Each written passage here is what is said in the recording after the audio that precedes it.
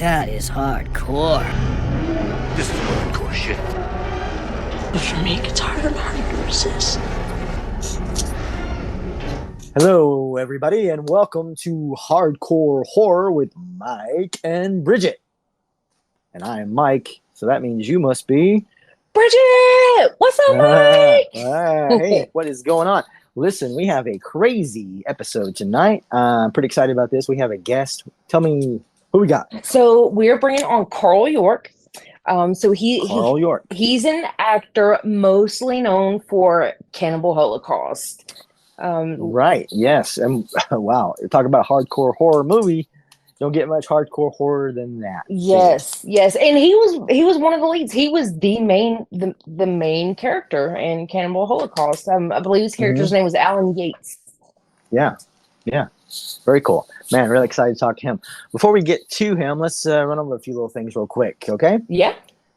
The first thing I want to talk about was we've talked about this ad nauseum, really, but I was reading an article again recently about these streaming channels and stuff. And we've talked about this, how there's just so much content out there in the world and everything.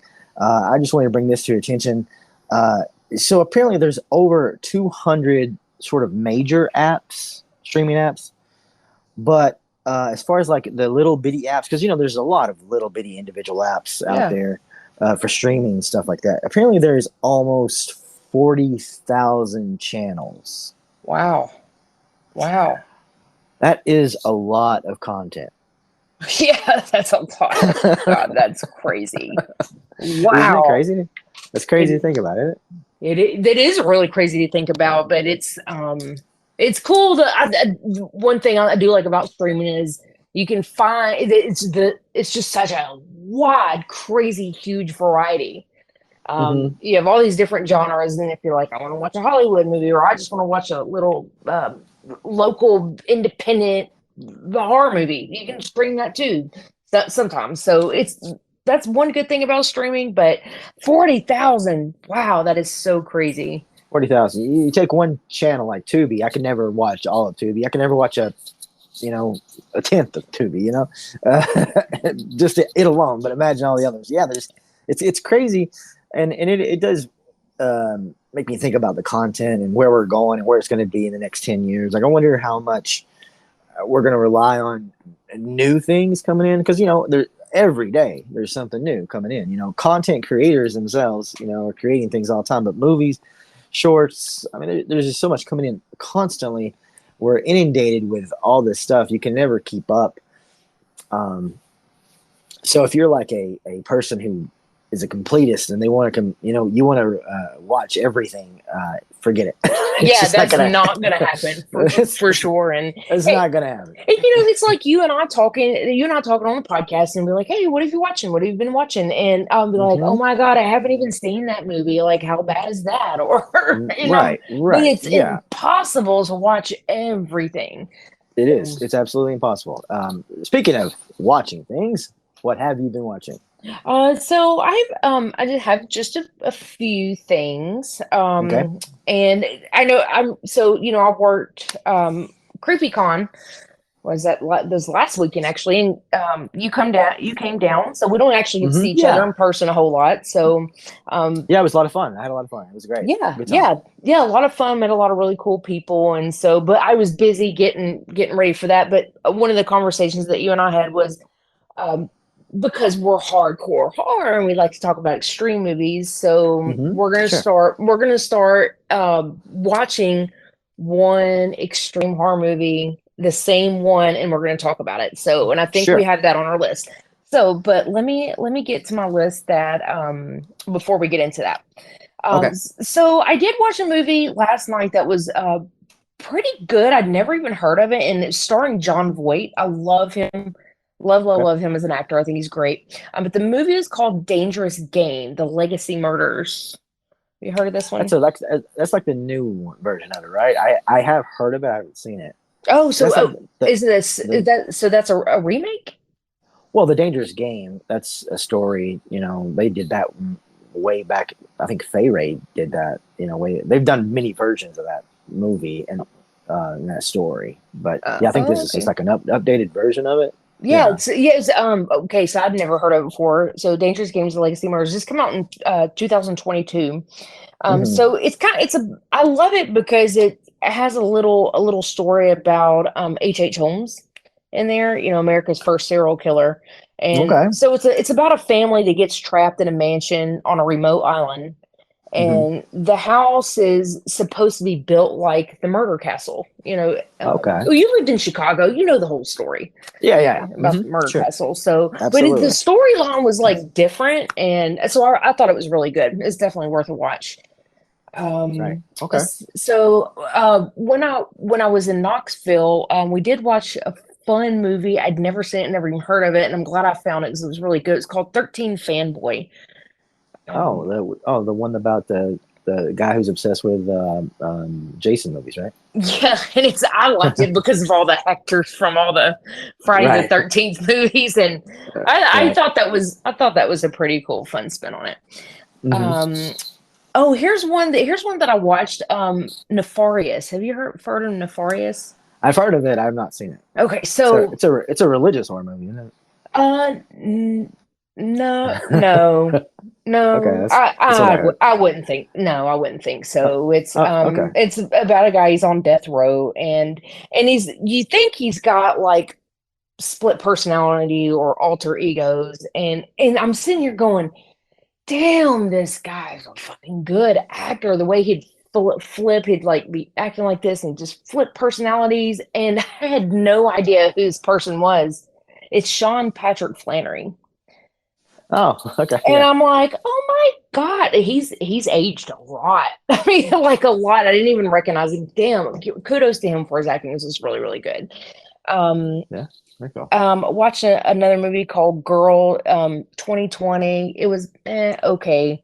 Girl 2020? Yeah, but it was called Girl. It's from 2020. That's my bad. Yeah. Have you seen that one? I don't think I've heard of that one. Okay. Girl? It's just called Girl? It's just called Girl. That's it. No, I don't. It doesn't ring a bell. Yeah, it was okay. It's one I just checked off the list.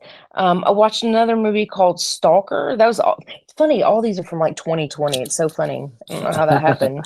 Stalker. I don't think I remember that one either. I mean, I've watched a bunch of movies. Yeah. About stalkers. 20. The girl, Bella Thorne. Yeah, okay, I have seen that movie. Have you? Okay. Yeah, it's kind of like, okay. Yeah, okay, yeah. There was one I watched the other night, and I feel like this movie had like so much potential to be good, but it turned out I didn't end up liking it. It was called We Need to Do Something. Yeah, I saw that too, and I didn't particularly care that much for it. I remember the ending being really like kind of a letdown. Yes, that's what the problem was. I was like, oh my God, they could have done so much with that. I'm like, that's it. Mm-hmm. Yeah, it's over. There were parts I liked, but yeah, there was that, and and it's been so long I don't even remember what the ending was, but I remember being let down by it. Yes, yeah. So, note to self: if we need to do something. God, I had so much great potential, but it's like they ran out of ideas at the end and just cut it off, and a lot of the movie wasn't even explained. It's just no good. So let's see. I also watched Purge Forever because I started watching the Purge movies. Right. This one was okay. The Purge Forever was just okay to me. I didn't think it was as good as the second one. I don't even know if I don't think Purge Forever is the third one. It might even be the fourth one. I didn't realize there were so many of these. Oh yeah, they're making another one too. They just keep going with them. Keep going with them. Yeah. So Purge Forever, it was all right. I mean, it was okay. It wasn't terrible, but so not a lot. I don't have a lot on my list, and I'll let you run through your list before we talk about this movie that you sent me, our extreme pick of the week. Okay. All right. I got a list, so let me run through it real quick. Okay. First thing I saw was Insidious: The Red Door. That's the new Insidious. You like it? It's pretty good. I mean, if you like the Insidious movies as a whole, I think you'll enjoy it. And it goes back to the roots, a little bit with the focus is mostly on the son, really, more than anybody else. But yeah, I mean, if you like those kind of movies, I mean, personally, I think the first one is classic, and you really can't. It doesn't get even better than that one. And 2 is pretty good too, but it's still set in the same universe and same character and stuff. So it's pretty good. I enjoyed it. I mean, I didn't love it. It's not again the best of the franchise, but it's decent enough. Okay. Up next was Cobweb. I think you watched that last podcast. Yeah, I liked it. Okay, well, about halfway through it, I'm thinking, what the heck is this about? And like, why is it called Cobweb? Eventually, you get there, right? But it's okay. You know, that's kind of what I thought. I think I remember saying. Then I was just like, yeah. I mean, it was all. I mean, it was all right. Yeah. I think they played it a little too much, like trying to make the parents so evil, you know, a little bit, because it's like, whoa, what is happening right now? Yeah. Up next was a movie from 1971 called Play Misty for Me. Have you seen this movie? No, I haven't. This is directed and starring Clint Eastwood. I lump it in here because it's not really horror, I guess. I mean, it kind of is. It's like a thriller. It's more like a Fatal Attraction kind of a thing, really. But there is deaths in it and stuff, so pretty good little movie. Up next was a movie called Bad Things. This is on Shudder. Have you seen this movie? I don't think so. Bad Things. Yeah. So the director Stuart Thorndike made a movie a while back called Lyle. Did you ever see Lyle? I don't think so. Lyle was like a queer adaptation of Rosemary's Baby, which, I mean, it just kind of was. And so Bad Things is kind of like a queer adaptation of The Shining. Oh, okay. Yeah. It was okay. I mean, if I want to see The Shining, I'm going to go watch The Shining because it's pretty good, you know? Yeah. Yeah, right. Yeah. Another little film called Dark Hours. Nothing major there. Return to Horror High. That's got George Clooney in it. I don't know if you've seen that one. It's kind of a horror comedy from the late 80s. It's pretty decent. I watched The Blackening. Have you know what I'm talking about? That movie, the horror comedy? The Blackening. I don't think so. You haven't seen that poster? We Can't All Die First. 7 friends go away for the weekend and end up trapped in a cabin with a killer who has a vendetta. Will their street smarts and knowledge of horror movies help them stay alive? Probably not. No. No. Yeah, I mean, it's all right. I thought it was going to be a lot funnier than it was. I didn't think it was super funny, you know? Like, but I mean, it's worth a watch. Okay. Worth a watch. Up next was The Cabinet of Dr. Caligari. Not the original. This one actually came out in 2005. And it's kind of weird because, so like the original, right? It was a silent movie. Right. So this one isn't, you know, it isn't. But what they do is they actually place the actors inside the frames of the old movie. Oh, really? It's very strange because I didn't even know what was happening when I was watching it. I thought this is really odd because all the worlds were kind of like, you know, a Tim Burton kind of feel or something. And so I was like, why is this just off? And that's what it was. They somehow, again, CGI. I'm not sure exactly what I'm not sure exactly what they did, but they replaced them all. Put him in the old movie. It's very weird. Up next was a rewatch of this. I'm pretty sure I've seen this before. Abraham Lincoln versus Zombies. Have you seen this movie? Not that one. I remember there's a bunch of Abraham Lincoln movies that all like come out right. Hunter. Yeah, they all kind of come out right there together. But that one I haven't heard of though. Well, you should go check it out. You know why? Because the guy who plays Abraham Lincoln is our old friend Bill Oberst Jr. Oh, okay. All right. Yeah. Circus of the Dead. Yeah, there you go. So worth a watch. Okay. Up next was a little film called Follow Me. Came out in 2020, the year you like to watch. This one is kind of a Saw meets like Escape Room. Okay. Kind of a deal. Okay. I didn't think it was actually going to be very good, but I actually liked it. I thought it was pretty good. Okay. It actually ended up exceeding my expectations. Up next was a little ghost film, Behind You. I did a rewatch of William Friedkin's Bug, which I think I told you about that movie. You got to watch that movie. It's great. It's Ashley Judd, Ashley Judd and Michael Shannon. It's fantastic. Okay, I'm gonna put it on my list right now. Okay. Up next was a movie called Ritual, which was supposed to have been somehow connected with the Tales from the Crypt, but I don't. This is kind of one of those things that they just slapped the name on. Because I really like the other Tales from the Crypt movies, like the Bordello of Blood and Demon Knight. Yeah. This one wasn't that great. It wasn't that great. Up next was a movie called Subject that's on Screambox. It was okay. Up next was Beau is Afraid. And I only include this because it does include it as horror, but I don't really think it's a horror movie. It's about that guy, Ari Aster, you know, the guy who made the movies that you love.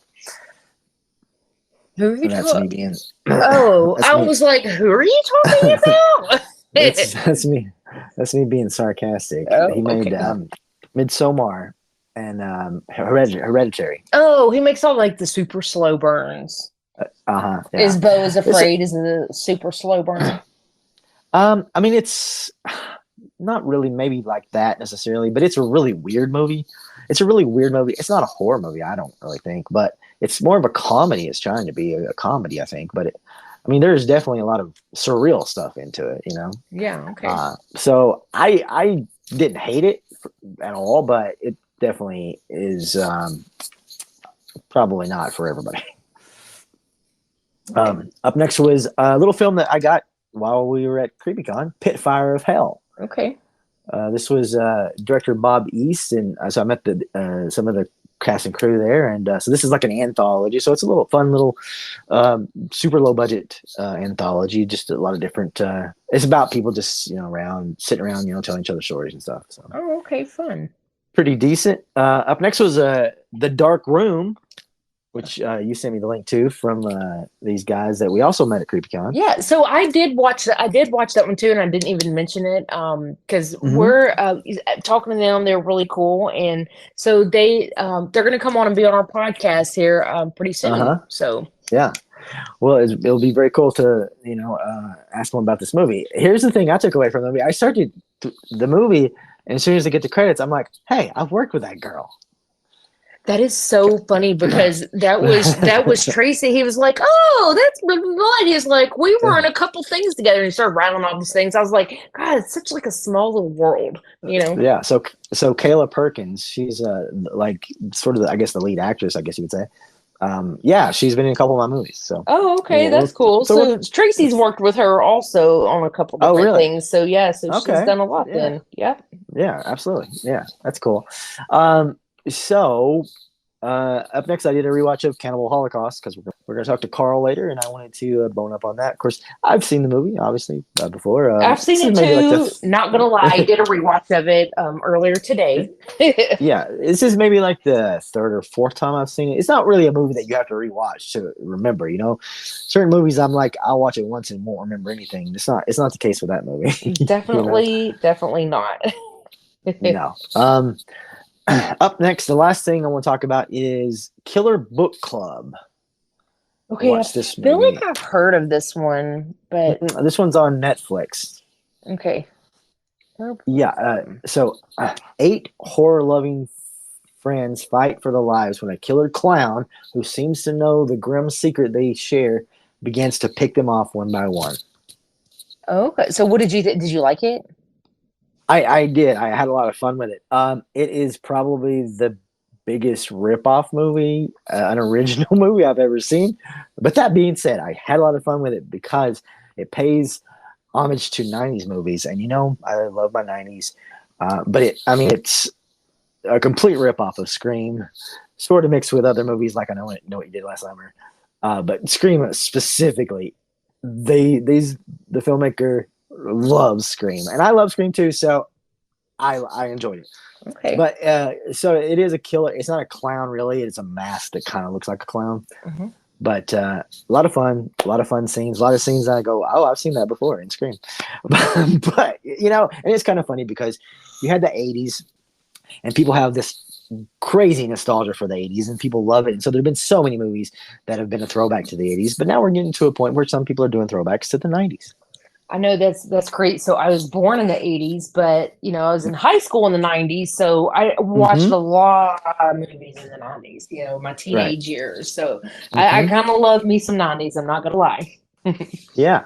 Yeah. So that's just the way it's going right now. It's just kind of the renaissance of the '90s and stuff. So I'm here for it. I do enjoy that sort of stuff. So that's all I got. So we have a movie. We both watched it. A hardcore movie. Set it up. So you sent me this movie. Hey, check this out. The funny thing is that Uh-huh. I didn't pay a whole lot of attention to the title because Mm-hmm. the title is called Regorgitated Sacrifice.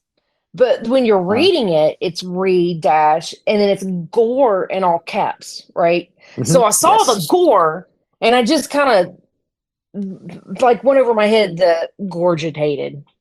So Mm-hmm. I mean, I was 5 minutes in going, what the fuck? Wow. I mean, I made it through the whole thing, but it is, I mean, It's extreme. it's extreme. Everything about it is extreme. And they kind of, you have all these different things that bother different people, and they did it all of it. In this one movie. I don't Pretty feel much. like there was really a plot to it. It was there was Not really. Not really. right, not really, There sort is of. there is dialogue, and yeah, sort yeah, right, sort of, but So not really. yeah, so it's funny.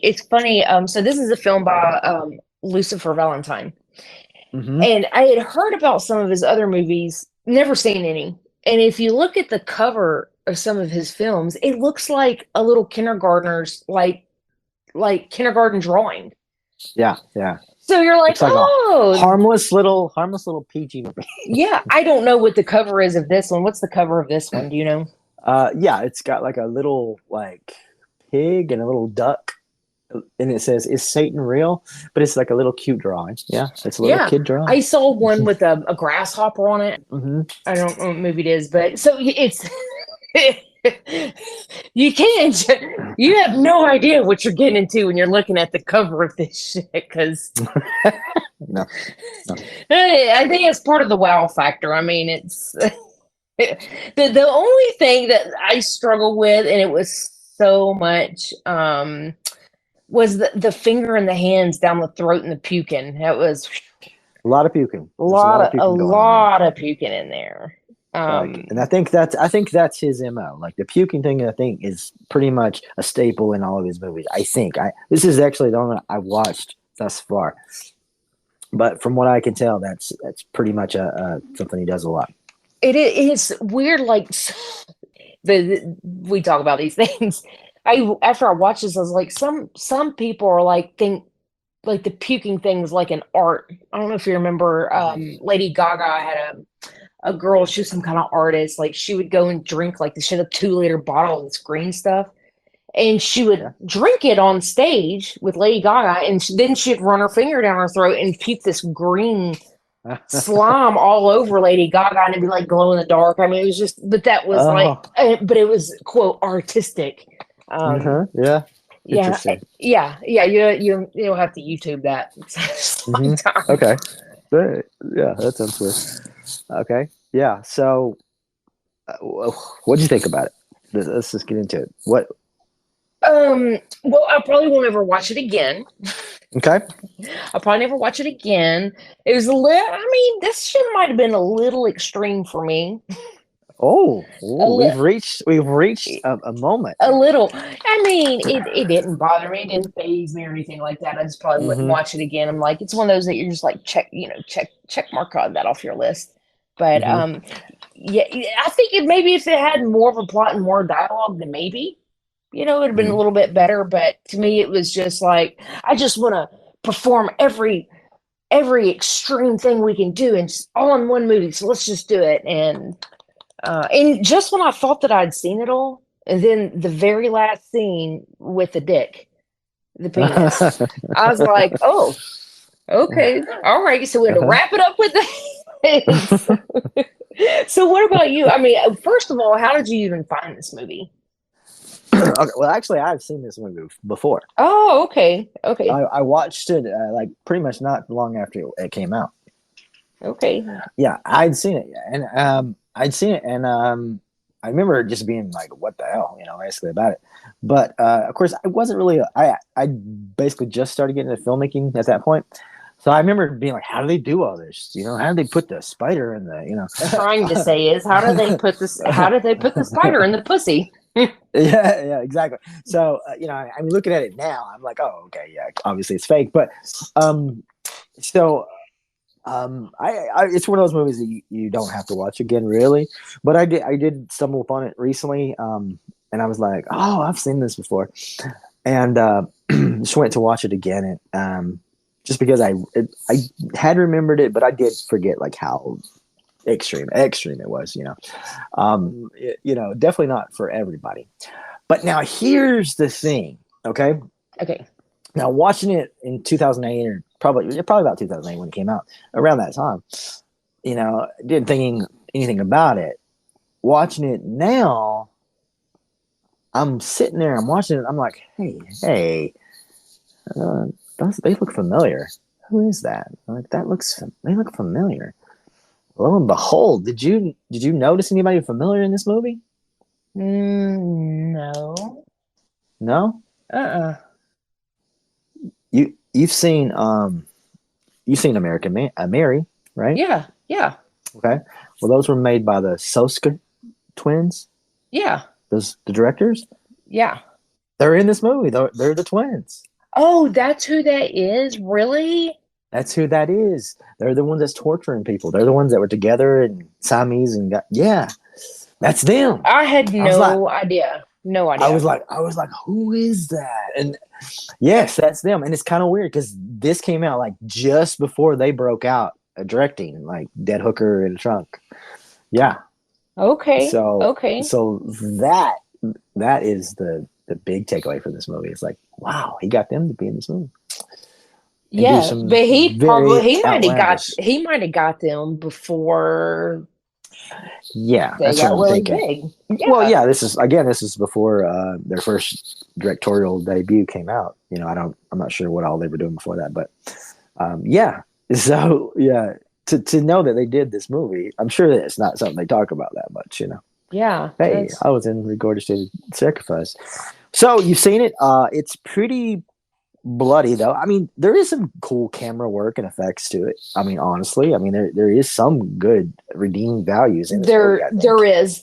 It's as much as I don't want to say it, I'm like, there really is. You can appreciate some things if you love film. Yeah. There are. Yeah, I did enjoy some aspects of it for sure. That being said, do you think you'd watch any more of his movies? Yeah, I probably would. I probably would. Yeah. All right. Yeah, you only live once. Right. Well, he's definitely got a bunch more, and again, I think they're very similar theme, but I could be wrong. But we'll check some more out and see. All right, cool. So every week we're gonna have an extreme horror movie that we both watch, so we can both talk about it. It's pretty fun, so we can both get their opinions. So we'll have to think about that for our next pod. And do you have one? Do you have one lined up for the next one? For a movie, no. Then shall we just watch another one of his? We can. Yep. Okay. You want to do Slow Torture Puke Chamber? That's the one with the grasshopper. Is it? Okay. All right. Slow Torture Puke Chamber. Slow Torture Puke Chamber. Yep. And if any of our listeners are out there, I want them to watch it too. That'd be good. Yeah. Wait, have you seen Human Centipede too? Yes. Okay, you've already seen that. Okay. Yep.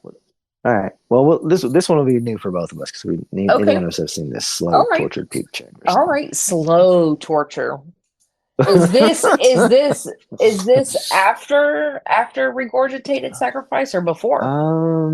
Now that is a question. I want to say it's before, but let me see. 2010 is when it came out. Oh, so it's after then. And this one came out in 2008. Yeah, so it's after. You're right. All right. So, it might even be more graphic. So we'll see. Could be. I don't know what he could do to get more graphic, but let's see. Stay tuned. All right. We'll find out. All right, awesome. Let's get to talking to Carl. You want to? Yeah, for sure. Okay, sounds good.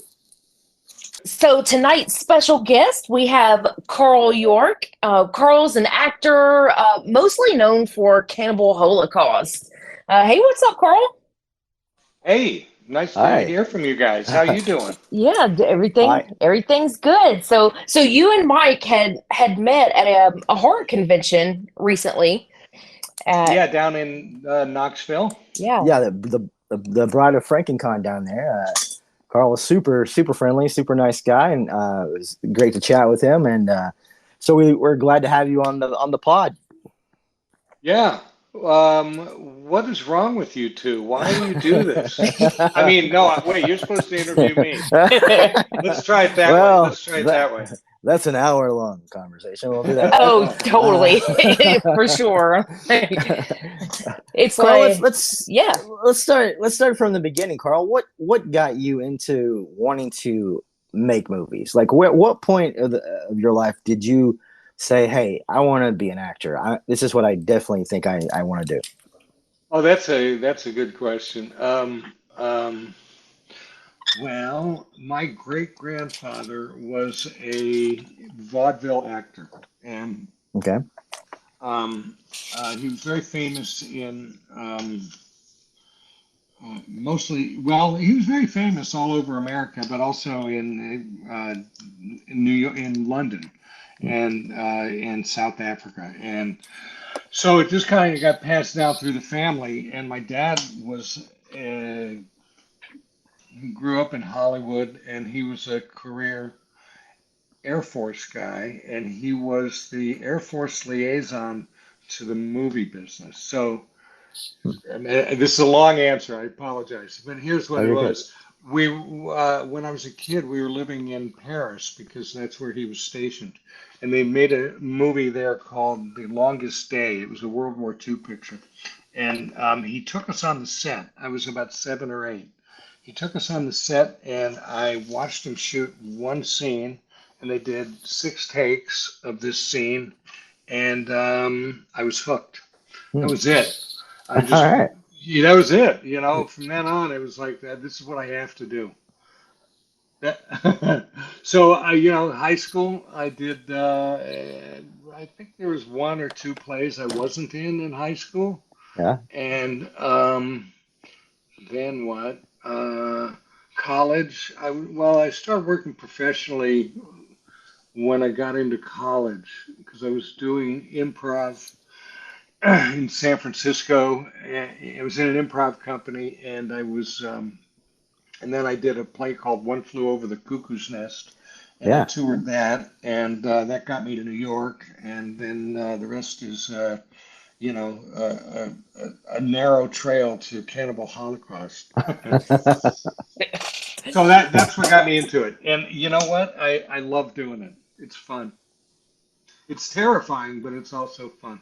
Yeah, Sure. yeah, Yeah, yeah. yeah, yeah. Acting is fun. And you can be somebody else too. It's a lot of fun. No kidding.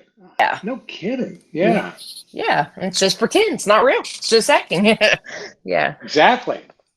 So I have to ask, like, how did the Cannibal Holocaust even come out? Did you audition for it, or did you even know anything about the film at all? Well, here's how the audition went. Um, there was a casting director I knew in New York, and he called me on a Friday afternoon and asked me if I was available, and I said yeah. And he said, "Will you go to South America?" And I said, "Yeah." He said, "For a month?" And I said, "Sure." And he said, "Get over here." And I said, "Who am I?" And he said, because you want to dress for it or get ready. And he said, "Just get over here." So I ran over to his office. I was on East 51st Street. He was in Times Square. And I came in, and there was this Italian guy, and he barely spoke English. He had a picture of another actor, and he had my picture, and he looked at the two of them, and he went, "Uh-huh, okay." And then he turned over because you always have your resume on the back of your picture. looked at my resume. He kind of pretended to look at my resume, and he went, "Oh, okay." And then he said, "What size shoes do you wear?" I said, 10 and a half. And he goes, "Oh, why don't you wait in the other room?" Huh. That was the audition. And what I didn't know was, what I didn't know was the name of the movie. There was another actor that they brought in. He was actually a friend, and he didn't have the right size feet. So they sent him home, and they booked me. Hmm. So what I didn't know was, the name of the movie. I didn't know that. He didn't either. He didn't have a script. Oh.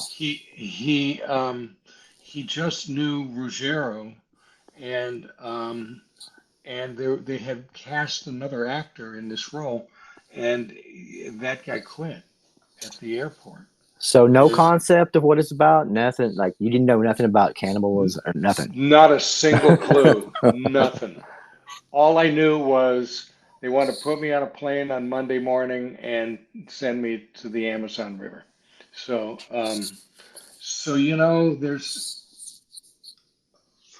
there's a Indiana Jones movie where he's being chased by cannibal. I don't know who he's being. Somebody, Indians, bad guys. Yeah. And he gets to the edge of a cliff, and the map says step off the cliff, and he doesn't want to because it's a cliff, and behind him they're about to kill him, so he steps off the cliff, and just as he does, they pan down to the right, and you can see this camouflaged bridge across the chasm there, and that's what this was like. It was like I stepped off the cliff. I knew it was going to be a great adventure. I had no idea that I'd be talking to you. How many years later is this? Over 40. Over 40 years later. I had no idea. All I knew was it was going to make a good story. All because of your shoe size, huh? All because of my shoe size. So as I said, I did every play in high school. I studied acting in college. I studied with one of the most famous acting teachers in New York, Uta Hagen, who you haven't heard of. Actors have heard of her, yeah, all that studying and all that scene study and all that, I did over 300 totally improvised shows and, 3 national tours of One Flew Over. All of that experience, and it came down to my shoe size. Now, obviously, this is not the typical audition process. Have you ever encountered any other actor that had a similar experience like this, where they just jumped in knowing nothing? That's a really good question. No, I don't. In fact, most of the actors I know wouldn't. Yeah. Right. A friend of mine was cast in what was it? It was one of Oliver Stone's early movies in Vietnam, and I forget the name of it. But he decided not to do it because the insurance wasn't in place, and it became a very famous movie. So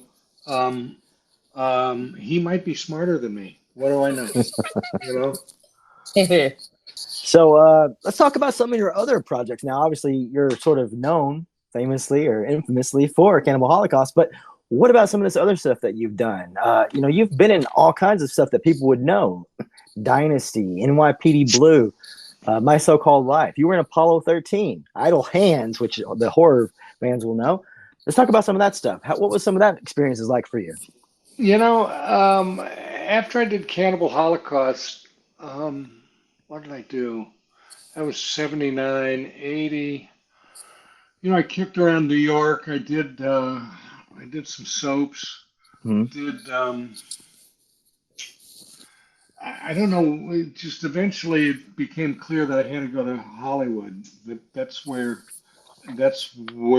my type of person was going to actually be. Right. And I went there. It's a weird business. I had an agent in New York.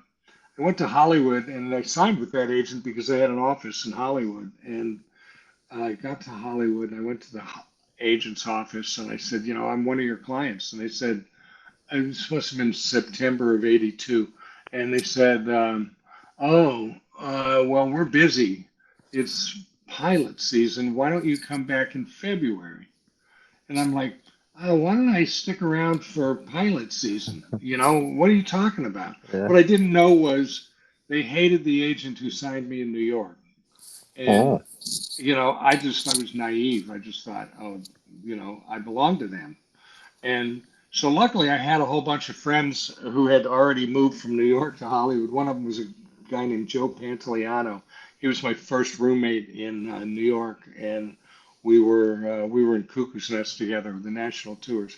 And Joey sent me into various casting people, and every time, because he had a really great career actually, and he every time one of them wanted to see me, I would call this agency and I'd tell them, call the agency and have them book me. So finally, these people at the agency called me and said, you have to come in here. Who are you? And I said, I told you, I'm one of your clients. And I went in there and sat in front of these agents, and they kind of interviewed me. And I was right in the middle of a sentence, and one of them looked at the other one and said, he looks just like John. And the other one's like, yeah, we already have you. We already have one of you. Oh. Oh, wow. And I know, and that was my first lesson in Hollywood. It's like there's an old actor named Herschel Bernardi who probably from the '50s, and there was a story about his version of an actor's career, and it goes like this in 4 sentences. It's who's Herschel Bernardi? Chapter 2, get me Herschel Bernardi. Chapter 3, get me a Herschel Bernardi type. Chapter 4, who's Herschel Bernardi? So, at that point, I was who's Carl Yorke, and then you never know how it's going to go. I got on to a show called The Paper Chase. I did 2 seasons on that. It was a lawyer show, and Dynasty, and you just take what comes along. I never thought that Cannibal Holocaust was going to be anything. Oh, yeah. I mean, I really never thought anybody would ever hear of it because it was Italian, and it was this weird movie and these weird people doing weird stuff, you know. It was shot so far away, and there was only one other American on the picture, and I just never thought. So let me go back a step here. When I got back to New York, I had been a waiter, but I got work as a freelance reader. So I read books for a living between acting gigs, and I read books to see if they would make good movies or if they should be published like that. It led me into a whole different side of the business, actually. But I was working for United Artists, and I was walking down this hall one day, and I'm walking by this guy's office. Guy I didn't know, and he's going, "Holy fuck! Oh fuck! I can't fucking believe it!" And he sees me walk by, and he goes, "You come in here. Take a look at this. This is so fucking." And I'm like, "Okay, fuck, I don't know." So I go look. It was production shots from Cannibal Holocaust. They had a deal to distribute Cannibal Holocaust in America. This is 1980, and I'm like, and I went, "Holy fuck, that's me." He goes, "What? No." And then he looks at me and he looks at the picture and he goes, "That's you." And it's like, and then there we were, It's like, oh man. And then it got banned by the censors, got seized by the censors all over the world. Yeah. So then that's when I was sure nobody's ever going to see this movie.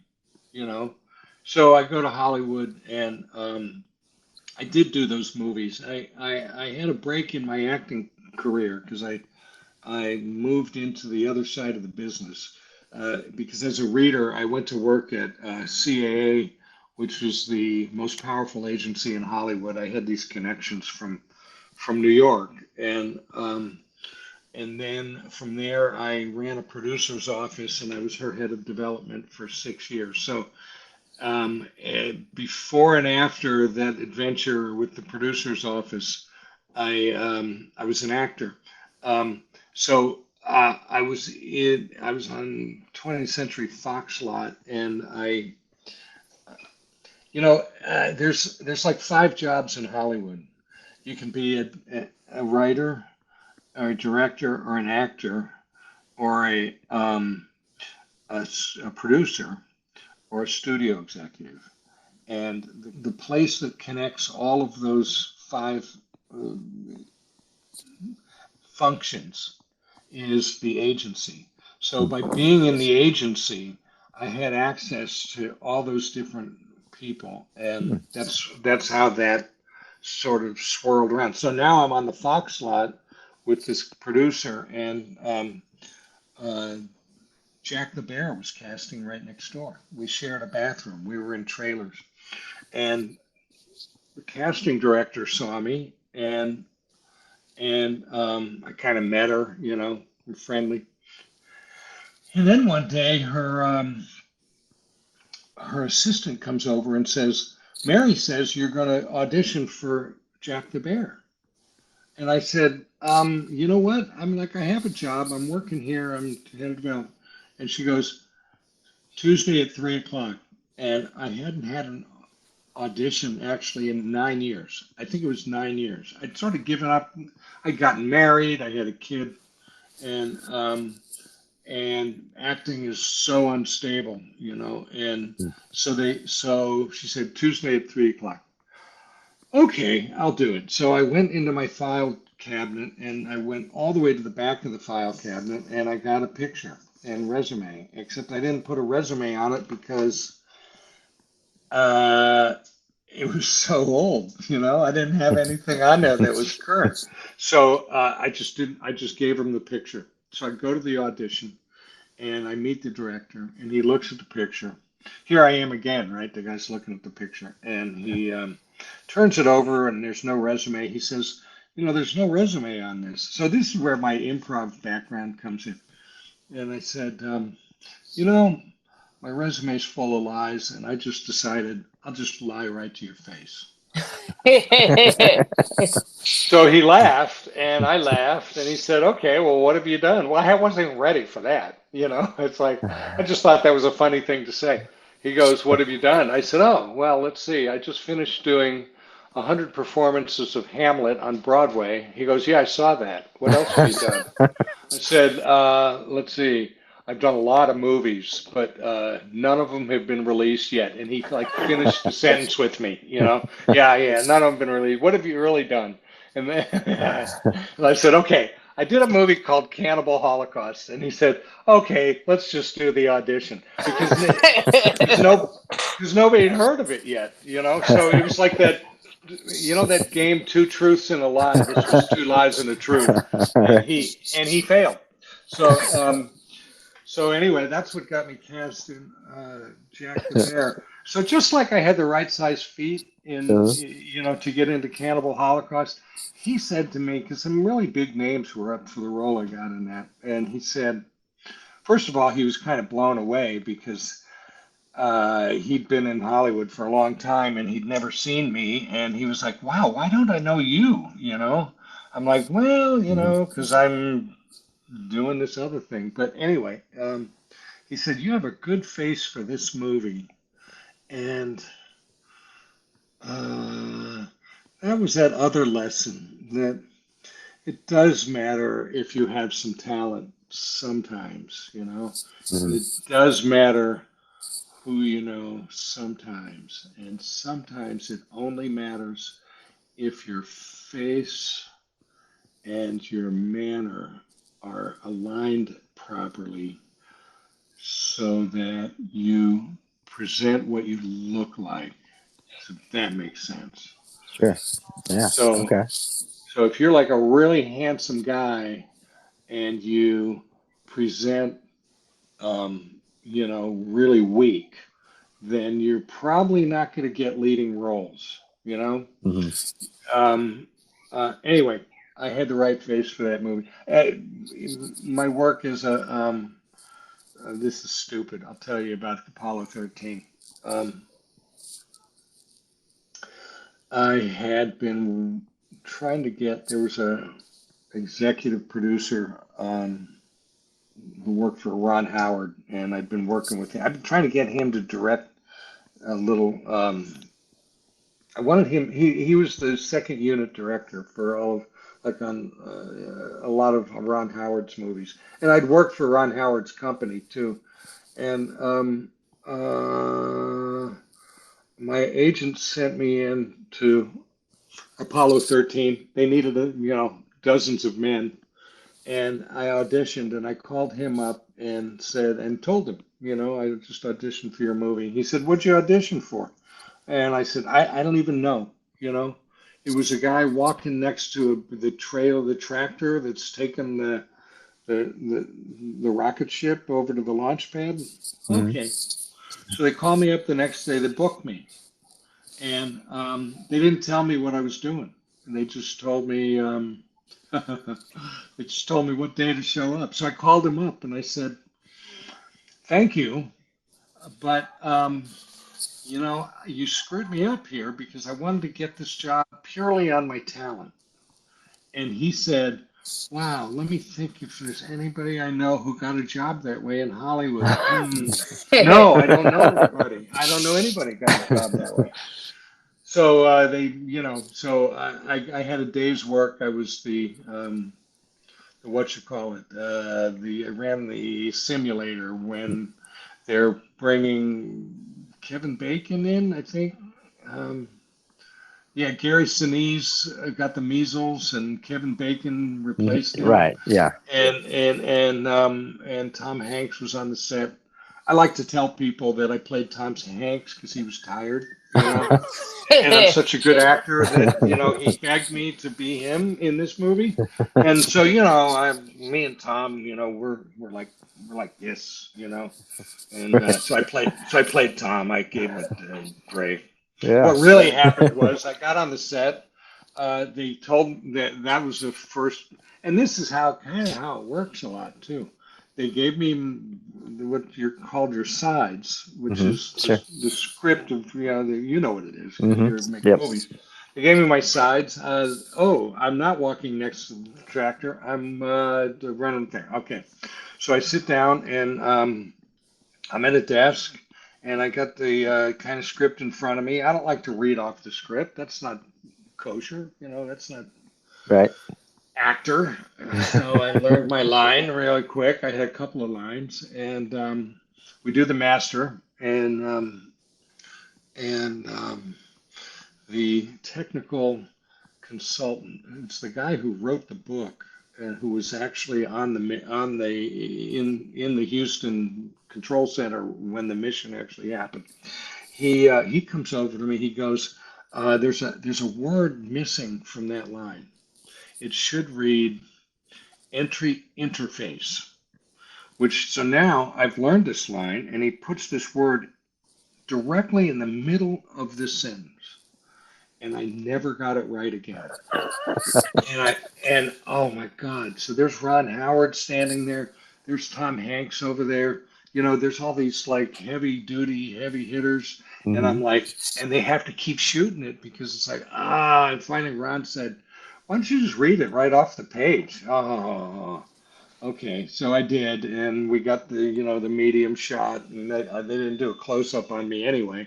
But, when they wrapped me, Ron Howard says to me, "Yeah, don't worry, you'll know that line by heart tomorrow." Oh God, it was horrible.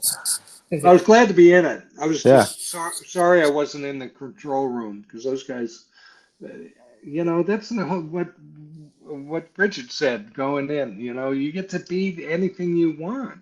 Yeah. And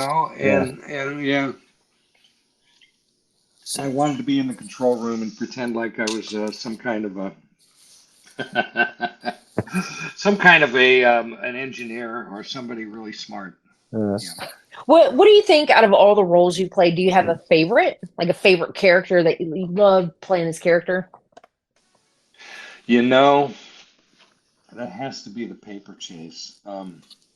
Uh, there's certain roles that you don't have to do any acting. I can't really explain this. Or maybe I can, but I uh, I had the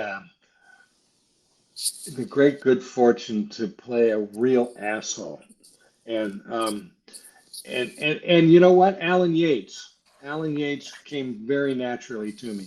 I always consider myself the nicest guy I know, really.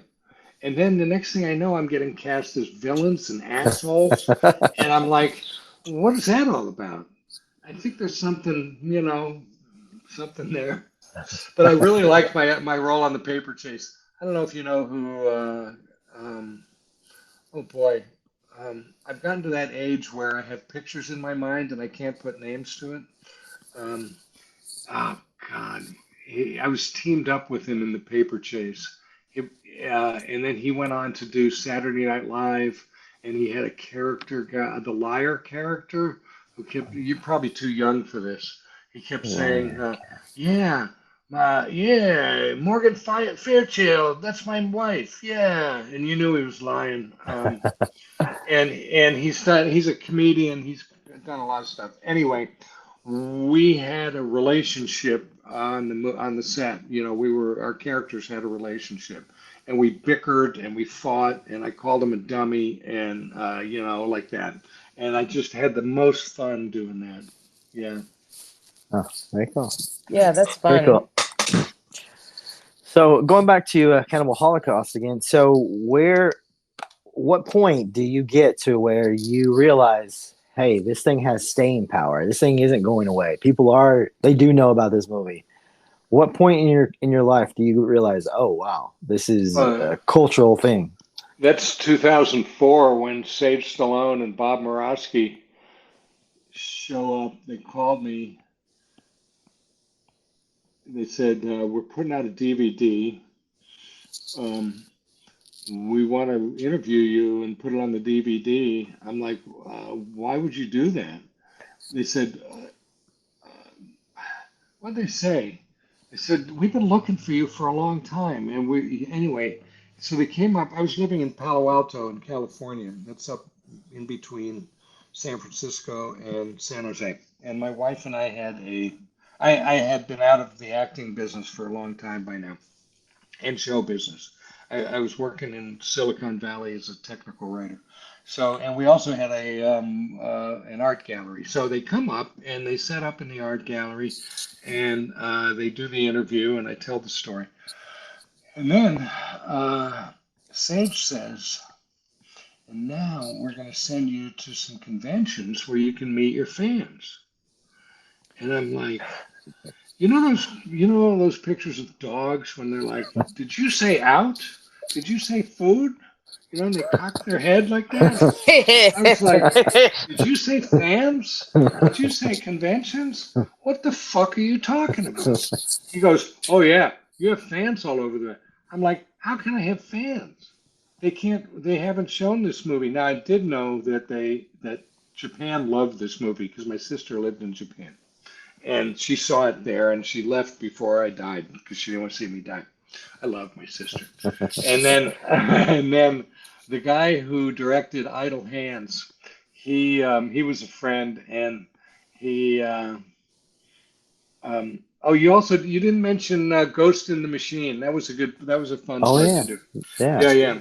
Idle Hands I got cut out of really, or just lost in the crowd because I was a chaperone. And the director was a friend, and he was just, sort of fascinated that I'd done Cannibal Holocaust because he saw Cannibal Holocaust the 1 week that it played in New York in 1980 when he was 15. And I'm like, when he told me that, I'm like, wow, you're really a sick motherfucker. And if you weren't already, then you were when you walked out of that. And I said that having never seen the movie. I didn't really know what this movie. I didn't know. You hadn't seen the movie? No, Really? I no, and all I knew was the parts that I shot, Uh-huh. and I barely knew that because I never had my own copy of the script. Because I got down to the Amazon, and copies of the script were hard to come by. There's no copy machines down there. So, and everybody had their own copy, and nobody was getting, I had the lead role. I had all the words, and Mhm. nobody would give me a copy of the script. Oh boy. They let me read it the night I got there. I made the mistake. I read it over dinner. That was dumb. And and um and then after that, every day when I needed to learn my lines, I had to learn them that morning, right before the cameras rolled. So so Well, kudos to Sage, you, because Yeah, no kidding. you can't tell that you don't that you just learned them. It looks very authentic. So you know what? Having a good, strong foundation in improv has hmm really paid off in almost everything I've ever done, except, once I got into corporate America in Silicon Valley. Let me put it this way. It's not that hard to be the funniest guy in a room full of Chinese software engineers. Let's just say it, you know? yeah, But the problem is they don't necessarily appreciate it, right, Mhm. right, you know? But I amuse myself. I mean, what's it all about anyway? right. Um, So, at what point? yeah, so What point do you so actually see the movie? What point have you actually seen the movie, or have well, you? that's why I talked about Idle Hands and my friend who in 1999 he sent me a VHS copy of a dupe of a copy of a Dutch copy that was in PAL format. I forget it. Are they PAL? We're NTSC Right. and they're Yeah. Yeah. PAL, right? Pal. Mhm, Right? yeah. Right? Right. So they're PAL. Okay, so I put this thing in, and you know, I sound like Chip and Dale in this thing. So we're going out in the jungle and we're going to find some cannibals. It's like, it's like God. It's like and I started watching it. We got to the turtle. I'm sorry I saw the turtle. I'm really sorry I saw that because you can't unsee it. Some Yeah. people, that's what they like. This is not my kind of movie, Mm. except that I'm in it. Mm. And so at this point, by the time I saw that, 1999, what is that? 79, 89, 90, that's 20 years later. Right. Already it's like, wow, this is like a son I never knew I had. This is like, he's skinny, he's smirky, he's kind of hot, you know? Wow. That Yeah. guy must have had a good time. So that's when I saw it in 1999. I saw most of it on Fast Forward, and the soundtrack bugged me. All of that bugged me. So then Sage and Bob show up, and they do the interview, and they send me to these conventions. And that's when I start meeting these fans, and it's like I'm terrified. I was terrified. Like who? you know and the most amazing thing happened. I found out that the fans are just like everybody else. They just happen to like horror movies. hmm Really, Yeah. Yeah. they're, Yeah. they're really sweethearts. In fact, they're a lot more fun than my college friends who were very academic and very ethereal and um, can I call them snooty about movies? uh, Um, you know, while I was mhm. I would go to I went to college in San Francisco, and we'd go to things like Claire's Knee, and you haven't heard of that movie. These are these are French movies that were really popular of the day. The Murmur of the Heart. I really love that movie though. You should see it. You'd like it. Um, but I'd come out of things like that, and I'd go and I wouldn't know what happened in the movie. I didn't understand it. So when they weren't looking, I'd go downtown to the Revival House and watch the old Humphrey Bogart and Jimmy Cagney crime movies. And that's where I Yeah. got my education. So anyway, it turns out that horror movie fans are just movie fans, And so I started meeting them at my first convention was a chiller convention, I think, in New York. But everything in New York is never in New York, it's in New Jersey. So we went there, then they took me to LA, then we went back to New York, and then since then I've been all over the place. So are you a fan of horror movies or No. not? No. Okay. No, they scare me. I hate that. I saw, what was it? Poltergeist? Do you remember Poltergeist? Oh Mhm, yeah. yeah. Oh yeah. Yeah, the guy sitting in front of me in the row in front of me, he kept turning around going, "Will you stop kicking my chair?" I'm like, I can't help it. I can't help it. This shit scares me. Yeah. Yeah, he says. Yeah, right. That's the whole idea. Yeah. So I did a rewatch of Cannibal Holocaust earlier today. I saw it about maybe 4 years ago for the first time, and so I wanted to do a rewatch of it. And So how old were you when you saw it the first time? You were like not 15, right? Oh heck no, definitely not. No, I So was 16. Yeah, okay. yeah, old enough to know better. But one of the first things I noticed is that your name is different. It doesn't say Carl Yorke on there. Is that right? Or Yeah, did they use Gabriel? yeah, Yeah, Gabriel. Gabriel, right? Yeah. Well, okay. So here's what happened. When I did One Flew Over the Cuckoo's Nest, and I got into the union, so that was Actors Equity, which is the stage union. And I sent in my name, and they sent it back, and they said, "You can't have this name. There's an actor who already has this name." I was in New York at this point. I said, "What?" They said, "Yeah." They said, "And he works at Actors Equity in New York at the office." So I went up there. I met the guy, and he was this old guy. He went to Hollywood in the 50s. His name was, I don't know, Ray Anderson. I forget. And his agent thought that wasn't a good enough name.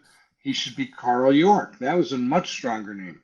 And I said, "Well, obviously you're not acting anymore. You're working at the union office. Can I have my name?" He goes, "No, I did one movie, and I don't. What if they show it again sometime and I get a residual?" I'm like, "No, that's wrong. They're not going to show it, and you're not going to get a residual, and you're old." And, anyway, he wouldn't give me my name. Wow. So here's what I thought about. My great-grandfather, I told you, was an actor, and he named his son Gabriel. And his son, my grandfather, had a long career in show business, not on stage, as a press agent and as head of publicity at 20th Century Fox in Hollywood. And he went over to Paramount for a while and came back, and he died in 1957. But I thought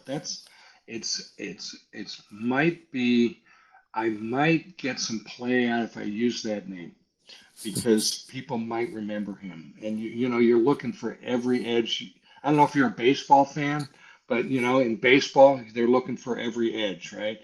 They'll spit on the ball. They'll do whatever so and you have to do that as an actor too. So I used that name, and they forced me to, and I acted under that name. Now, when I got to Cannibal Holocaust, which was not a union picture, I didn't want to use that name. I told them I want to be Christopher Savage, which I thought was the perfect name for Cannibal Holocaust, And but you know what? I don't know what happened. They barely remembered that I was in this movie. Not only did they not use Christopher Savage, but they never put my name on the poster. So if you look at the original posters, it names Francesca and Luca and Perry, but doesn't name me. Isn't that weird? That is weird. I'd be like, "Well, I'm your star. What are you? Where's my name?" I know. And then I looked at what when I saw the movie, I'm just like, "Oh yeah, you can forget it," Um, but this thing hunted me down, and that's why Sage and Bob had trouble finding me, because they were looking for Gabriel Yorke, and when I did Jack the Bear, I think when I did Jack the Bear, I called the union. So earlier, when I tried to get my name, they wouldn't let me use a middle name. This is back in the old day. There weren't any computers yet, really. So when they did, maybe there were mainframes, but when they did residuals and stuff, it was all kind of manual, right? So it was easy for them to send it to the wrong guy, and so they wouldn't let me use a middle name. And when I did Jack the Bear, I called the union again, and I got this sweet black lady, older black lady. I said, "Can you tell me if Carl Yorke is dead yet?" And she said, "I'm going to tell God on you." And I said, "God knows all about me, really. I swear to God, he knows." And she said, "Yeah, he's still there." But SAG let me put a middle name, so I used the name that everyone knew me by, which I was born with, which was Carl. And I put Gabriel in the middle so that people would relate that. And my grandfather, who was head of publicity at Fox, was close with a movie star of the day named Celeste Holm, who you haven't heard of. Nobody, there's all these people who I grew up admiring who nobody's ever heard of these now. And Celeste was a gigantic movie star and won an Oscar for All About Eve, and a Broadway star. And when I got to New York in 1975, she was on Broadway in a show. And I went there, and I went to the stage manager and the stage door, and I said, "I'd like to see Miss Holm. Tell her Gabriel Yorke is here." So the family story is she almost married my grandfather after my grandmother died. And intermission, I came back at intermission, and he said, "She wants to see you," and he walked me across the stage. And I went to New York to get on Broadway, and I never did.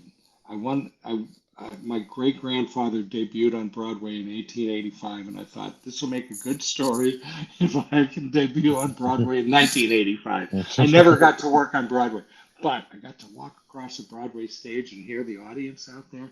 What a thrill!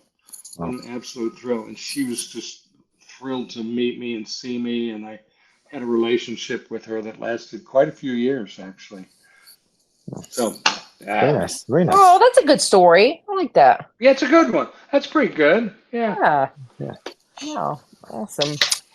So, Carl, yeah, go ahead. What got you out of the business? Your acting credits stopped around the 2000 era? What got you out of the business? You just well, my acting credits really take a break somewhere around 1984 or 5. When I did The Paper Chase, I did those things.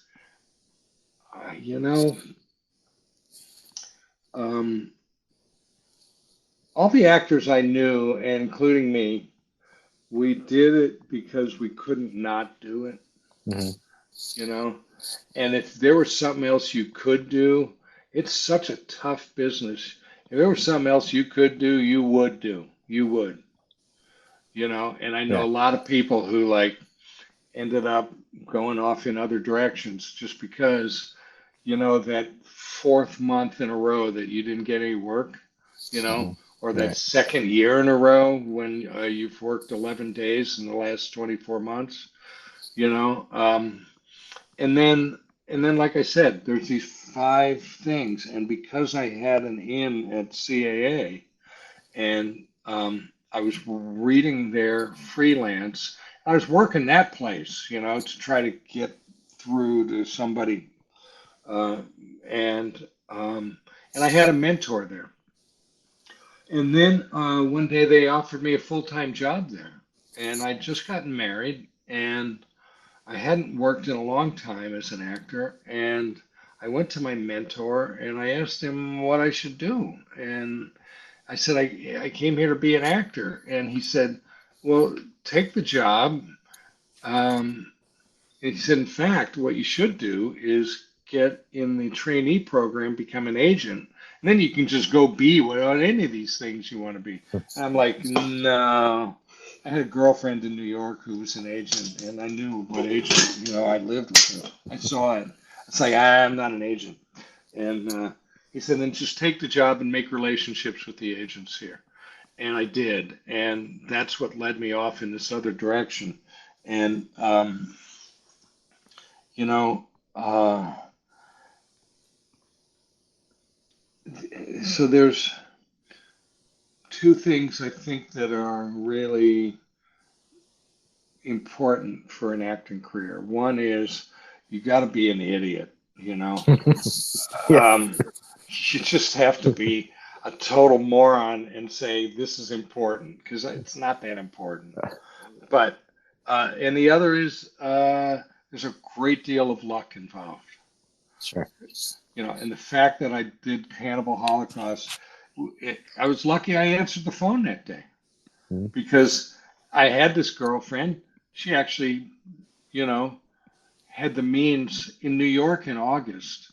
If you have more than like $25, you get out of town because it's stinky, And so we had a house out in Connecticut on a lake that we went to on the weekends, and she was already up there when they called me. And if I'd gone up there, a day earlier, I would have missed it, Right. So I don't want to say my luck ran out because I feel pretty lucky that I got everything that I wanted really as an actor. And the movie stars that I know, the people who really became big stars, I wouldn't have wanted their life. It turns out I did want it when I was young. Yeah. I did, but after that, so I got the major studio picture of Jack the Bear with a major star with a front title credit. I love that. I created a couple of roles on stage in New York, off Broadway. I did Cannibal Holocaust, so I'm immortal. Because this fucking thing won't go away. This shit Right. won't go away. Right. So was it a blessing or a curse? You think it's a blessing mostly? Oh, totally a blessing. Yeah. Totally. Yeah. Absolutely. Absolutely. Do you ever? Go ahead. No, go ahead. Do you ever get the itch to jump back in at any time now? Do you ever have that sort of itch to just like pick up and do something, some little project or anything? Yeah, it's funny because I'm living in New York. I'm living upstate a little bit. I'm not in the city, but we go to the city often enough. And we saw a show there recently. There wasn't a musical. I wasn't ever in musical theater. I did musical theater in high school, but after that, nobody would consider me for it. So we saw pretty much a straight play. And man, as soon as the first guy got the first laugh, I was like, oh, yeah, I remember that. That was good, And then I remembered how much work it is, how much, how long it takes to rehearse a show. How it's funny that when I moved to Palo Alto, when I left Hollywood and moved to Palo Alto, I got married. This is my second wife, and I moved into a different career, and I met people there, and they found out I was an actor, and they said, "Oh, so maybe you'll do some community theater here." I said, "No, probably not." And they said, "Oh, you're too good for us." And I said, "I really don't know anymore how good I am. But it's like this. If I'm going to work with somebody who's got a gigantic ego, I want them to have some talent." Because the people in community theater, they have the same size egos as everybody else in theater. They just don't necessarily have the talent. Very- I was Wow. lucky. I got to work with some really talented people, you know. Hmm. And John Lovitz. There you go. John Lovitz is the guy I worked with on the Paper Oh, Chase. oh, Yeah, yeah. Okay. yeah. So you So you keep you keep in touch with a lot of the people that you've acted with. Do you stay in touch? Are you stay in touch, or did you stay in touch with anyone from home? I guess not. If you didn't even know the movie had even come out, do you talk to anyone from any of the other actors that and from Cannibal Holocaust? Do you talk to anyone from the film? well, you know what? Most of them probably didn't speak English, I'm guessing. That's right. Luca Barbacheski. He played. I don't know what the name of the character is. I forget. Uh, but he's the tall, skinny guy. Hmm. He went back to Italy. He's in the Italian Parliament. Apparently, he comes from money because he's been producing movies. Or I don't know, a bunch, at least a few Roman Polanski movies in Europe. Oh, Right. So Luca. I don't know. I wouldn't even know how to get a hold of him. Francesca barely spoke English. Um, she went back to Italy.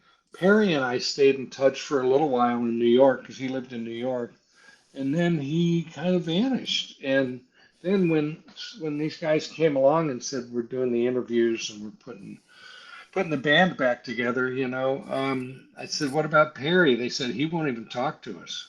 hmm. Yeah, he won't talk to us. He won't. He doesn't want any. He doesn't want to talk about this movie at all.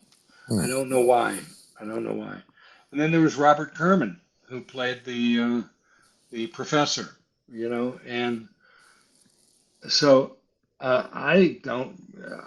He thinks we met. He thought we met down in the Amazon as my part of the movie was wrapping and he was just starting. But I don't remember that. So then the next thing I know, I'm sitting at a table with him, you know, and I don't know if you know about this about Robert. He's dead now, but he had, I don't know, 250 movies to his credits, Oh, wow. and two of them were legitimate, and the rest of them were porn movies. Oh, So he okay. was in like some of the most famous, like Debbie Does Dallas and Oh, yeah. Inside Seika. So I'm sitting at the table with him. I don't know any of this, and people are bringing these porn DVDs over or VHS things and getting him to sign those. I'm like, what the fuck? You know? It's like, it's like, is there a crossover here? So anyway, so so then I got to know Robert a little bit. Then I got an agent, and he put together these packages of me and Francesca and Ruggiero, and we did a bunch of shows together. We did. Uh, I don't think we did Cinema Wasteland. That's up in Cleveland. I did that show twice. I love that show. What a great show. We did Orlando and a couple of New York shows. And Francesca, oh God, it was exhausting. Francesca, and she lives in London now. She and Ruggiero would sit next to each, so we're all sitting next to each other, and they would just fight in Italian. They just fucking fight for 2 days, and it was exhausting. So do I keep in touch with any of them? On Facebook, I did a little bit, and I have that sort of nostalgic affection for them. Do I keep in touch with other people? Yeah, yeah, I do. Um, I'm not part of. They're not part of my life anymore, and I'm not part of and I'm not part of their business anymore. So it's usually friendly, and I want to say distant. It's not really distant. It's just like I said, we're not doing the same things as we were doing. Right. Yeah. Yeah. Yeah, All right. but I can get them on the phone if I need them for something. I don't need them for anything. You Right. know, it's that kind of a business too, though. It's like, Sure. you know what it is. It's like it's such a, you really don't have time for people who can't help your career. Yeah. Yeah. Right. What else? Bridget, you got anything? Anything? I don't think so. You have anything, Mike? Well, I mean, Carlson, since you are not really into horror movies, I guess you haven't seen any of the imitations of Nope. Cannibal Holocaust. None of those at all. Nope. Okay. Like what? No, like Well, oh, just like Green Inferno? yeah, like that. Yeah. That guy's an idiot. Is that guy the dumbest guy in Hollywood? I swear to God. Here I am. How hard would it have been to bring me in on a cameo just to be able to put it on the poster? Yeah. You know? Yeah. Never reached out. Uh, yeah. No, too stupid. To me, that's stupid. If you're in that business, you're in the business to like spend to sell tickets. Mm-hmm. Sell Right. tickets. And Sure. there's a lot of ways to do it. And I come from two generations of press agents and advertising men, in the movies, so I'm always thinking of that. I'm always thinking of that. As I've demonstrated in some of my stories, I changed my name to a name that I thought would get me some press, Right. And in fact, it did. It got me into Variety and stuff like that. Hey, that works. That works. Yeah. Mm-hmm. Mm-hmm. All right. So no Green Inferno then. No Green Inferno. So No. now, what he says about that movie is that the natives never saw a camera. They were very much indigenous. Was that your experience with Cannibal Holocaust? Was the natives there? Were they as green as those are supposed to be? What was that like meeting them? That's a good question. Communicating with the natives was what was it? Well, I didn't speak much Spanish, and they spoke Spanish or some version of it. And I don't think they really understood película. It's just Spanish for movie. I don't think they really. The guy who played our guide, the guide for the crew, Yeah. who gets his leg chopped off and he dies. Right. He drove me around Letitia one day. Everybody has little motorcycle, three-wheel whatever those are, and you could fit a family of 7 on one of those. And I saw them do that. Anyway, he drove me around. And he showed me around town, and he's like, "See over there, we have a hotel with 3 stories.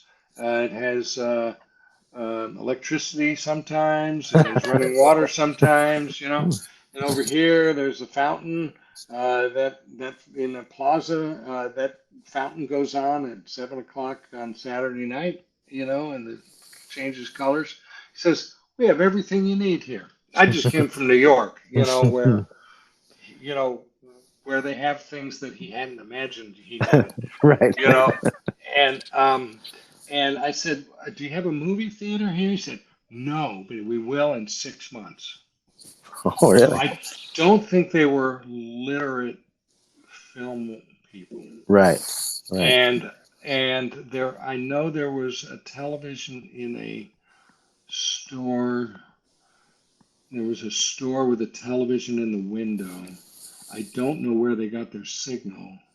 There wasn't any VHS yet, I don't think. And Right. I don't think there was any way to get a TV show down there. And one of the reasons I think that is because while we were there, they installed the first telephone in that town. Wow.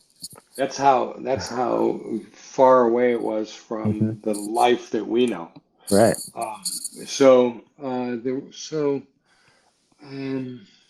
So after, I did the love scene. Can we call it that? You Yep. know, Sure. oh God, it was so painful, you know, rolling around on, oh God, on a bamboo floor. Oh, Mm. it's terrible. Um, so we did five, takes of that scene, and then we had lunch. You probably heard this story. You probably heard this. I've said this before. I've told this story. But one of the, at lunch, that's when we mixed with the natives, who Mm. were in the scene. They were in the background in that scene. Right. Oh yeah. Yeah, yeah. So I'm at the lunch table getting my cheese sandwich, and this guy comes up and he goes, "Fight time," and he holds up five fingers. I'm like, "What? I don't know what that means." He goes, "Fight time." I'm like, I don't know. And he makes the universal signal with his arm for having sex, you know, pumping it in and out. He goes, "Five times." Oh, I go, he "Oh, thought you really did it like oh, 5 times. 5 times? Yeah. Oh, 5 times. And you're like, Oh, you the man 5 times. and yeah. And I said, "Oh no, no. Oh yes, yeah. As a matter of fact, I did do it 5 times, and your mother liked it when I did it 5 times to her. You know, I didn't say that to her. No, So they probably really thought so you were really doing it because they did. everything else They was like did. real. There's a lot Yeah. that was Well, that's real, true. so they didn't know That's any better. true. They, it's what Yeah. you're like. No, that's called acting. Yeah. And then it's like, nah, I'm not going to tell him that. I'm not going to give it away. So, what did you think of Green Inferno? Was that worth it? Was it worth it? I mean, it is just a complete rip-off, obviously. I mean, it's supposed to be an Yeah. homage, right? But Yeah. Yeah. I mean, it's okay. I don't hate it or nothing, but yeah, I Uh-huh. mean, I definitely, it's way more polished. You don't have Oh yeah. the Yeah. sort of rugged, great, grainy look of the Holocaust with that movie. So it's definitely a Yeah. lot different. Yeah, it was okay. There's been a lot of like kind of rip-offs of it. Oh yeah, Like there's so tons of Whatever. them. many. There's the Cannibal Ferox. Yeah, that was like pretty soon after, wasn't it? I think Yeah. Yeah. That was. Yeah. In fact, wasn't Robert Kerman in that one too? Yeah, I think I'm pretty sure he was. Yes. Yeah. yeah.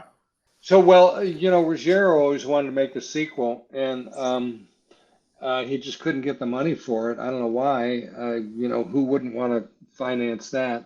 And he sent me, I still have it, like a treatment or an outline for, really, it's a treatment for what would happen in the sequel. Oh really?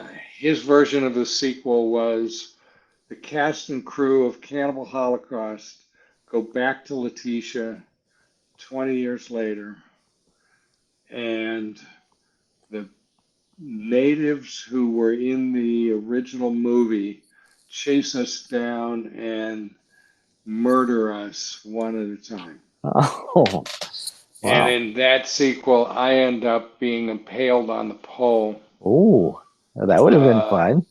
Yeah, wouldn't that? That would have made me lose some weight. I'm totally gonna yeah, yeah.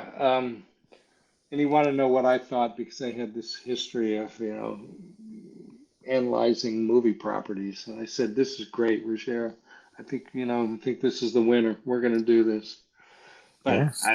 it didn't matter because he had talked to somebody with some money. By that time, he was probably too old to do it, I'm guessing. Right. Yeah. Yeah. Now, Yeah. so that the movie, it was kind of credited now as the first found footage movie, but obviously you didn't know what that was at the time. Yeah. But it's kind of weird because it really didn't break out until Blair Witch, some 20 years later, Yeah. that phenomenon. But they say that they didn't see that movie. before they made the movie. Right. But Yeah, right. Nice try. Stupid. But you know what? Why wouldn't they say that? Why wouldn't they think we're all stupid? Right. But because it was so similar, like, with the whole thing about Roger not wanting you guys to like be in public or do another movie for another year, right? That was true? No. That wasn't true. No.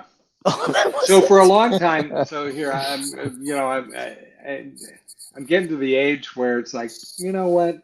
I'm gonna tell a little bit of the truth, and that's the one part of the story that I always thought, really, people are gonna buy that? Okay, because you think about it, I'm an actor. My job is to be in the public. Right. That's my job, and so when you hear that story, oh, we signed a thing that we wouldn't, and if you believe it, then you're going to assume they would have given us some money. Yeah. To not appear in the public. And nobody ever asked that question. So, well, because that's what they did with Blair Witch. Is that right? Yeah, they did it to them. And that's what they did. So they took it from him anyway. They took his fabrication and made it real. Yeah, well, it didn't matter in Ruggiero's case because they banned the movie all over the place. Right. And true. probably once Blair Witch happened was when the ban was sort of lifted. I don't know why it wasn't banned anymore, because it hasn't changed. The movie hasn't changed, Right. Yeah. But I didn't know that about Blair Witch. Yeah. Now, again, supposedly it could have been the fabrication too, but supposedly. Yeah. But so let me put it this way: if I'm producing that movie and I put out that story about we wanted everyone to think. Well, see, here's where I think Ruggiero was absolutely fucking brilliant. He was a prick. Let's not get away from that. And I can say that now because he's dead and he can't get mad at me, right? And defend himself. So, but he was brilliant because the magic trick that he pulled was he actually killed the animals, and then he made people think that maybe he was actually killing the actors. Right. And that's a trick that I don't know anywhere else where anybody has pulled off something that nefarious. Right.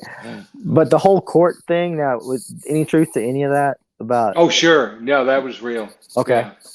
Yeah, I know that was real because United Artists, because I was working at United Artists and they dropped it. They're like, oh no, okay, it's in legal trouble. We're not going to distribute it here. Oh, wow. And the guy promised me copies of the production shots, which I never got because they dropped it. Because he's a movie guy and he lied to me. But I'm not going to tell you all the secrets about the movie business. Right. Did you ever see it? There was a book about Hollywood called "Hello, He Lied." Did you ever see that? No. First of all, if anybody's listening who's up in the Hudson River Valley, September 16th and 17th, I'll be at the Comic-Con in Poughkeepsie, and in November, right the weekend before Thanksgiving, I'll be at the Comic-Con in Saratoga. And if you have any more questions, I think I've told you my entire life story, but I'll be happy to tell it again if you come and see me and bring $40. And I'm just wondering what you guys are up to. Can we plug something that you're doing? Oh, go ahead, Brigitte. Yeah. Well, so I'll tell you about a little project that Mike and I are doing together. I can't give a whole lot away about it. So, okay. Mike's a retired movie director. Dabbles in like lower budget indie stuff. And I dabble in a little bit of same thing. Low budget local acting. God bless you. God bless you. Really, it's such a hard thing to do when you have money. It's a lot of work. When you were saying that, I was like, I am picking up everything he's putting down because it is so much freaking work, and you do it because you love it. That's what we do it. Yeah. And so we have Sure. a little project that we're working on. He kind of come out of retirement for me, because I had this role that I was been wanting to play, and I don't want to give a lot away about it. And Okay, that's good. yeah, I sat with him at a convention last year. I sat with Mike at a convention at CreepyCon in Knoxville, and we started talking about then. This was like over a year ago, and so we started filming. What was it, last month, Mike? Maybe Yeah. July. So Yeah. that's one. Just a little teaser. Yeah, just a teaser. It was one really exciting thing. I'm really excited about it. It's a lot of fun. So I also work conventions. It's these are not things that pay my bills. I do it because I absolutely love it, and I love meeting people. But I have a little thing called Three-Legged Circus Oddities, and we sell a lot of horror gothic merchandise. It's a lot of fun. I love it. I always dress up. I get to meet a lot of people, and it's a lot of fun. So Nice. yeah. Nice. Yeah. Yeah. All right, Carl. So it's been wonderful, really. I thank you for having me. Well, we appreciate you coming on. We love the movie. Obviously, we've talked about it quite a few times on here. Social media. Any shout outs for social media if people want to find you? Well, I have a page that I have ignored completely. Not really, but just not. God, I don't want to tell you how old I am, but you probably already know. You can find it anywhere on the internet. But it's like just to figure out how much I have to do to make that part of my life has been really beyond me. I'm still a technical writer, and I'm still working full time for a database company in Silicon Valley. So I have plenty to do, and that's not it. But I do have a page on Facebook. That's how old I am. I have a page on Facebook called. That's okay. That works. Alan Yates Lives. Alan Yates Lives. Alan Yates Lives. All right. All right. I like it. Yeah. Yeah. Cool. I like it. Yeah. Awesome. If you want to get to me, you can get to me there. Sounds good. Right. Man, we really appreciate you coming on. Yeah, God, it's been so great talking to you. Yeah. Oh, well, thank you. I appreciate you having me. I will hopefully see you at one of these crazy fan fests somewhere. Yes. I can't wait. Yeah. We'll definitely cross paths. Yeah, we will. We'll cross paths. I really had a good time in Tennessee. I would love to come back down there. We'll definitely do. Yeah, for sure. You hear? All right, Cons in Tennessee. You heard it, the man. Bring him down. Yeah. Yep. That's right. That's right. All right. Good luck to you. All right. Thank you so much. All right. Thanks, Carl. You bet. Okay. Bye-bye. Bye. All right. Take care. Carl Yorke. All right. Carl Yorke.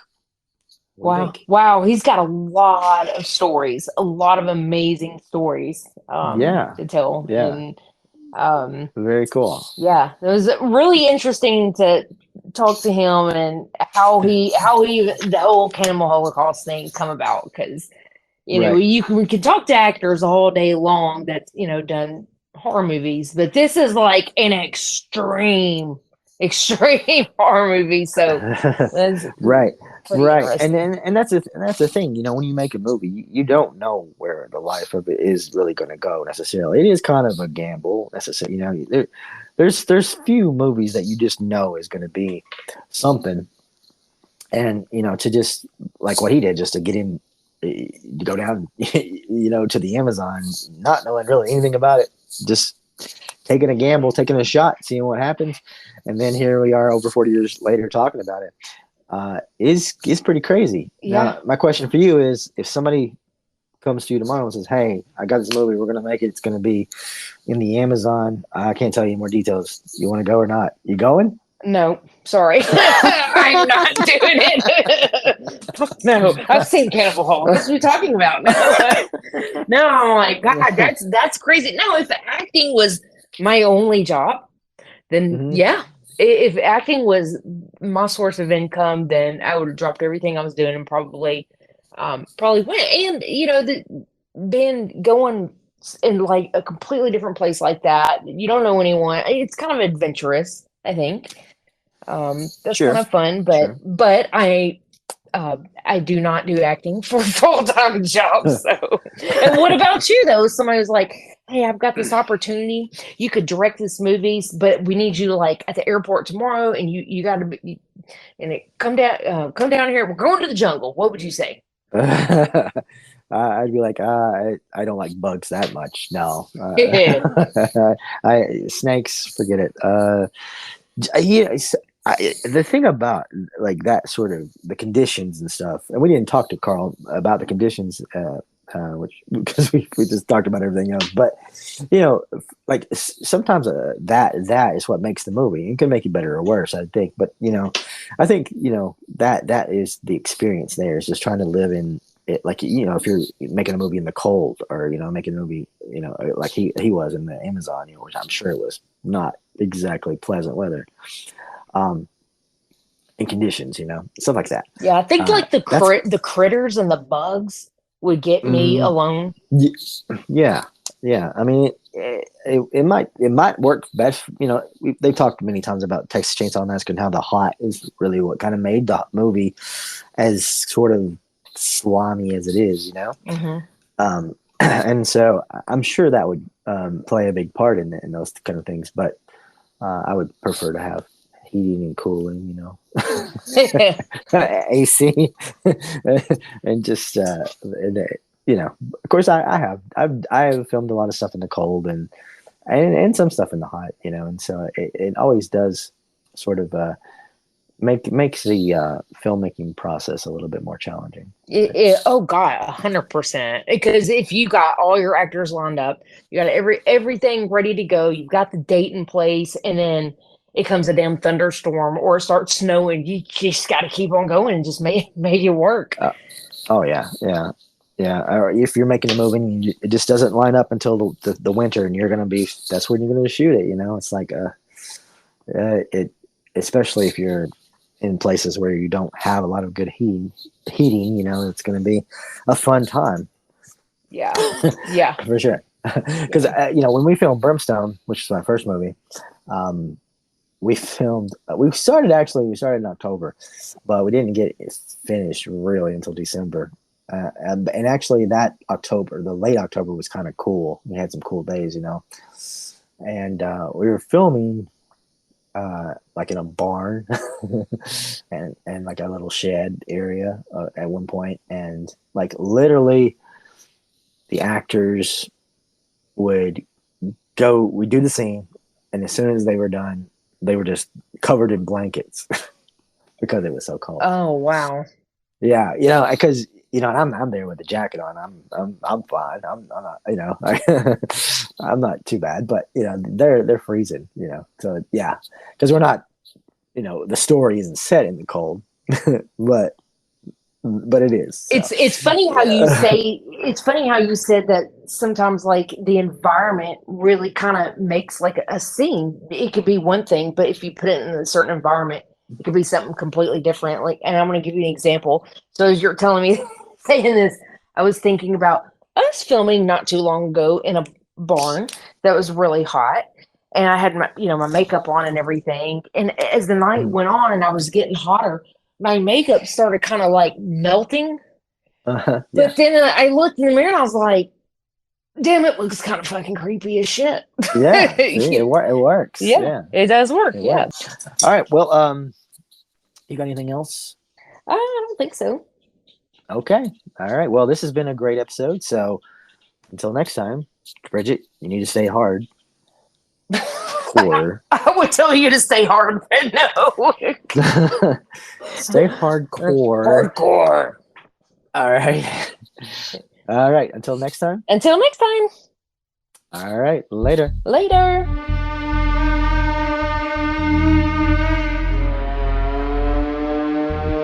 Wow. That's hardcore. Nothing harder. Hardcore Horror with Mic and Brigitte is a part of the Tennessee Horror Podcast Network.